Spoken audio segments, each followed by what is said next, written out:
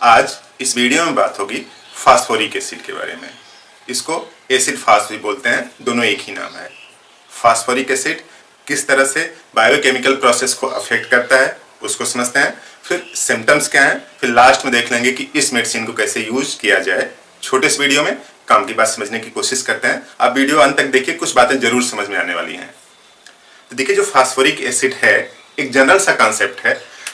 Phosphoric acid या फिर जितने भी एसिड ग्रुप की मेडिसिन है, सब में वीकनेस उसका कैरेक्टरिस्टिक्स है।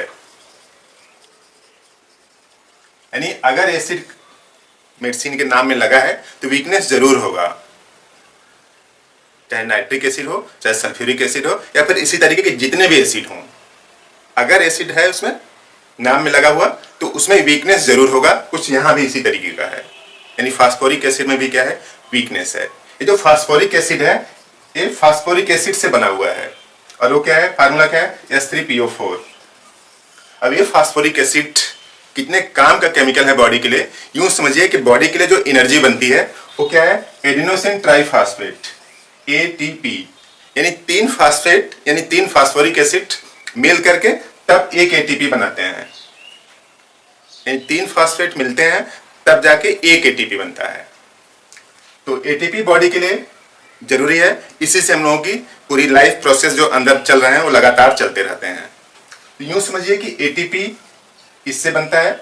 और सबसे खास फीचर्स क्या है कि जो सीमेन है, सीमेन के अंदर जो केमिकल मटेरियल है जिसको न्यूक्लियोटाइड बोलते हैं, न्यूक्लियोटाइड बनाने के लिए भी इसकी जरूरत है फास्फोरिक एसिड।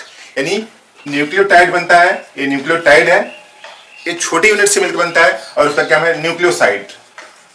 इस न्यूक्लियोसाइड के बनने में फास्फोरिक एसिड का यूज होता है।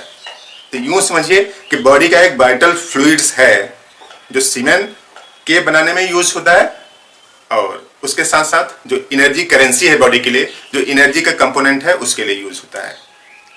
अब इमेजिन करिए कि कोई एक आदमी है और वो आदमी कुछ इस तरह से है कि ये एक आदमी, इसने अपने वाइटल फ्लूइड को लॉस किया है, वाइटल फ्लूइड का लॉस किया है, या फिर ATP एनर्जी का लॉस किया है। तो उसका नेचर कैसा हो जाएगा, किसी काम में उसका मन नहीं लगेगा। जो मैस्टरबेशन करते हैं उनकी शरीर इंटरनल रूप से क्या होती है, काफी ब्रोकन डाउन हो जाती है। तो ऐसा इंडिविजुअल यानी ऐसा पीपल जो कि अपने वाइटल फ्लूइड का ज्यादा लॉस किया है, या फिर उसने ATP का लॉस किया है, यानी खूब ज्यादा काम किया है, और खूब ज्यादा काम करने की वजह से या फिर वाइटल फ्लूइड के लॉस की वजह से आज स्थिति है कि उसका मन किसी काम में नहीं लगता। वीकनेस इस कैटेगरी किया गई है। तो देखिए लिखा है weak and indifferent to the affair of life. यानी कुछ भी करना नहीं चाहता, सब उसको व्यर्थ लगता है। उसके पीछे का बैकग्राउंड क्या है कि शरीर में एनर्जी ही नहीं है। यहाँ पे जो माइंड का जो सेटअप है वो बेहतर तरीके से प्रोसेस नहीं कर रहा है, और इसी वजह से क्या है, लिस्टलेस एपैथेटिक। लिस्टलेस मींस क्या है, जैसे आप मार्केट में चले जाते हैं, आपके पास सामान की लिस्ट ही नहीं है, वहां पे 2-4 सामान खरीदते हैं, उसके बाद समझ में नहीं आता कि और क्या लेना है, इधर उधर घूमते रहते हैं, फिर वापस चले जाते हैं। ठीक उसी तरीके से यहाँ भी है, इसका माइंडसेट कैसा है, लिस्टलेस है। यानी इसको समझ में नहीं आ रहा कि करें तो क्या करें, और करना भी चाहता है तो जल्दी से वीकनेस की वजह से थक जाता है, मन नहीं लगता है। तो चाहे पढ़ाई में मन न लगे, चाहे बिजनेस में, चाहे खेलने में। बिजनेस क्या होता है, जो आप करना चाहते हैं वही बिजनेस है। आप पढ़ रहे हैं तो भी बिजनेस है, और जो मार्केट में कर रहे हैं, इकोनॉमिक्स वाला कर रहे हैं तो भी बिजनेस है। तो यहाँ पे लिस्टलेस है, एपैथेटिक है, वाइटल फ्लूइड लॉस होने की वजह से, या फिर समझिए कि ATP के लॉस होने की वजह से। क्लियर कट लिखा, देखिए आप लिखा है young people who grow rapidly and who overtaxed mentally और फिजिकली। जो जिनकी हाइट तेजी से बढ़ गई है, अब हाइट तेजी से बढ़ गई है तो अब सीधी सी बात है कि तेजी से अगर बढ़ा है तो बॉडी के जो कंपोनेंट्स है उसका उसी का यूज किया होगा। तो हाइट तेजी से बढ़ गई है, उसके साथ साथ ओवर टैक्स्ड, एक क्लियर कट लिखा है ओवर टैक्स्ड मेंटली और फिजिकली। यानी बॉडी के जो संसाधन है उनका ज्यादा यूज किया है, चाहे मेंटल, यानी कभी वो मेंटल रूप से ज्यादा मतलब एक्टिव था तब उसने मेंटल का यूज किया है, या फिर फिजिकल में क्या है, loss of vital fluid, masturbation किया है। और मेंटल में क्या है कि जैसे कुछ किसी को चाह रहा था किसी लड़की या फिर लड़के को चाह रहा था, इस वजह से दिमाग पे कुछ ना कुछ चलता रहता है। तो over text mentally and physically means body के ऊपर उसने एक्सेस में लोड दिया, या तो फिजिकल लॉस करके, फिजिकल लॉस मीन्स इस तरह से वाइटल फ्लूइड्स का लॉस करके, मस्टरबेशन करके, या फिर मानसिक रूप से शरीर को ज्यादा लोड दिया, इस वजह से शरीर टूट चुकी है। और इसी वजह से क्या है, लिस्टलेस एंड एपेथेटिक है। जबकि पहले वो क्या था, एकदम एक्टिव था, हर काम को परफॉर्म कर ले जाता था, लेकिन आज नहीं कर पाता है। तो फिजिकली और मेंटली बॉडी को उसने ज्यादा प्रताड़ित किया है, हिंदी में समझ लीजिए। दोनों तरीके से, फिजिकल और मेंटल तरीके से, कुछ लोगों को फिजिकल हो सकता है, कुछ लोगों में मेंटल हो सकता है, ज्यादा प्रताड़ित किया है। तो excess grief and loss of vital fluids. Excess grief, अंदर दुख भरा हुआ है, और एक्सेस जो ग्रीफ है वो किसी वजह से भी हो सकता है, किसी प्रेमी प्रेमिका के खो जाने की वजह से, या फिर जो टारगेट था कि हम ऐसा कुछ कर जाएंगे, अच्छा नंबर ना आने की वजह से, या फिर लाइफ में एक्सेल ना कर पाने की वजह से। बॉडी के अंदर जो माइंड सेटअप में जो गड़बड़ी है, उसी वजह से ग्रीफ है, इसको दुखी है। तो यहाँ भी उसी टाइप का है। एम्बाइलोपिया एंड मस्टरबेशन। मस्टरबेशन इतना ज्यादा किया है कि आंख जो देखने की जो क्षमता है वो भी कमजोर हो गई है और ठीक से दिख नहीं रहा है।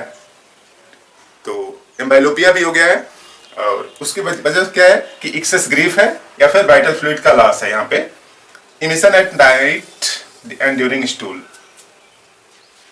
स्टूल के समय, लैट्रिन के समय, स्टूल पास होने से पहले ही सीमेन निकल जाता है, जैसे सिलेनियम में निकल जाता है, उसी तरीके से यहाँ भी है। क्योंकि इतना ज्यादा फ्लूइड्स इसका लॉस हो चुका है, इस वजह से शरीर उसको रिटेन ही नहीं करती, या फिर थोड़ा सा कॉन्स्टिपेशन है तो सीमेन निकल जाता है। तो यहाँ पे लिखा है इमिशन एट नाइट, रात को सोते समय निकल जाता है, उसको प्रोस्टेट्यूरिया बोलते हैं, यानी प्रोस्टेट का जो सिक्रीशन हो निकल जाता है, या फिर स्टूल के समय भी निकल जाता है सीमेन। तो इस वजह से भी कमजोरी होगी। यानी देखिए यहाँ पे ये जो निकल रहा है ना, रात के समय या फिर स्टूल के समय जो सीमेन निकल जा रहा है, ये भी एक तरह से क्या है कि फिजिकल बॉडी के ऊपर फिजिकली इंपोज्ड किया गया फैक्टर है, जिस वजह से बॉडी कमजोर होगी। और ऐसा बच्चा या फिर बड़ा सोएगा रात में तो बोन में पेन होगी। देखिए लिखा है pain at the night as a bone were scraped, यानी बोन को जैसे खुरचा जा रहा है, रात को पेन दर्द होने लगता है। तो छोटा बच्चा तेजी से बढ़ रहा है तो भी बॉडी के ऊपर बर्डन है। तो जो तेजी से ग्रोथ कर गए, जिनकी बॉडी देखिए लिखा है पहले से ही, हु ग्रो रैपिडली, जो तेजी से बढ़े हैं, तो उनमें रात में दर्द होता है। तो रात में दर्द होता है तो यानी यूं समझिए कि फास्फोरिक एसिड के डोमेन में है वो। और खास फीचर्स क्या है कि vertigo towards evening when standing and walking. शाम के समय चक्कर जैसा आता है खड़े होने पर या फिर चलने पर। तो चक्कर के पीछे का बैकग्राउंड क्या है, वीकनेस है। इवन यही नहीं, जैसे स्टैंडअप मेटालिका में था ना कि थोड़ी सी बात कर लेने से इनको थकान आ जाती है, खांसी आने लगती है, थोड़ी सी बात कर लिया तो थक गया। वीकनेस यानी यूं मेंटली और फिजिकली ओवर टैक्स होने की वजह से वीकनेस ज्यादा है। लेकिन सबसे खास फीचर्स क्या है कि इसको जब डायरिया होगी तो इसको कमजोरी नहीं आएगी। 4-6-10 बार स्टूल पास करेगा दिन में, लेकिन कमजोरी नहीं आएगी। एकदम कॉन्ट्रास्ट फीचर है कि 4-6-10 बार डायरिया हुआ, स्टूल पास हुआ, उसके बावजूद इनको थकान नहीं आती है। इस सिम्टम्स के अलावा और जितने भी सिम्टम्स हैं, सबके बैकग्राउंड में वीकनेस रन करती रहती है। तो इस तरह से ये डोमेन है एसिड फास्ट का, यानी फास्फोरिक एसिड का। लेने का तरीका इस तरह से है कि आप 30 पोटेंसी की दवा यूज करें सुबह 4 बूंद जीभ पर, 1 महीने तक यूज करें, फिर अगले महीने में 200 पोटेंसी की दवा यूज करें सुबह 4 बूंद जीभ पर। तो इस तरह से फास्फोरिक एसिड से जो डिबिलिटेटेड कॉन्स्टिट्यूशन है, यानी जो टूट गया है, जो पहले कभी एक्टिव हुआ करता था अब एक्टिव नहीं है, अब किसी काम में मन लगता है, यूं समझिए कि कुछ करना नहीं चाहता, बच्चा है तो पढ़ना नहीं चाहता, बड़ा है तो कोई बिजनेस जॉब नहीं करना चाहता, घर पे आराम से खा के लेटे रहना चाहता है। इस तरह से डोमेन है, आप इसका यूज करें। नियर बाय रिलेटिव में कई लोग ऐसे दिखते हैं कि बताए काम कुछ नहीं करता है, काम के न धाम के दुश्मन अनाज के, यानी खा पी के पड़े रहना, कुछ काम नहीं करना, किसी काम में मन नहीं लगना। उसके पीछे वाइटल फ्लूइड्स का लॉस है, या फिर बॉडी के ऊपर कभी इतना ज्यादा काम दिया गया है। कई लोग ऐसे होते हैं कि जिनकी ये 60, 65, 70 साल के आसपास हो गई है, कोई भी सिम्टम्स होता है, यूरिथ्रल स्ट्रक्चर है या फिर वीकनेस है या कुछ भी है, जरा से भी उधर से आराम मिलता है तो तुरंत उनको दवा चाहिए कि सर इसमें जो ईडी की भी प्रॉब्लम है, सेक्स नहीं कर पाते हैं, या जल्दी से सीमेन निकल जाता है, परफॉर्म नहीं कर पाते हैं। अब आप देखिए 60 साल के हो गए तो आप इसको करना छोड़ देना चाहिए।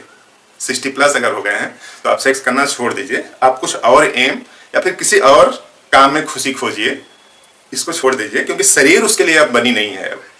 या यूं समझिए एक मोटे तरीके से, अगर आपका बेटा सेक्स करने लायक हो गया है, यानी शादी की उम्र तक पहुंच गया है, तो आप इस काम को बंद कर दीजिए। अदरवाइज शरीर के ऊपर यही होगा, ओवर टैक्स्ड। यहाँ पे ओवर टैक्स मीन्स टैक्स नहीं दे रहा है, ओवर टैक्स मीन्स उस शरीर को निचोड़ रहा है। और शरीर को आप निचोड़ेंगे तो उसके रिजल्ट जो आएंगे उसके रिस्पॉन्सिबल भी आप ही होंगे। तो कोशिश करें कि किसी और काम में कुछ खुशी खोजें और उसमें एक्सेल करेंगे तो शरीर स्वस्थ रहेगी ज्यादा टाइम तक। तो भगवान की दी हुई जो शरीर है इसको दुख ना पहुंचाएं अपने तरीके से। इस तरह से काम की बात आप यहां तक देख रहे हैं तो समझ में आ रही होगी। लाइक कर दें, शेयर भी कर दें, कई लोगों की इन्फॉर्मेशन बढ़ेगी, बीमार होने की संभावना कम हो। आपने पूरा वीडियो देखा, थैंक यू।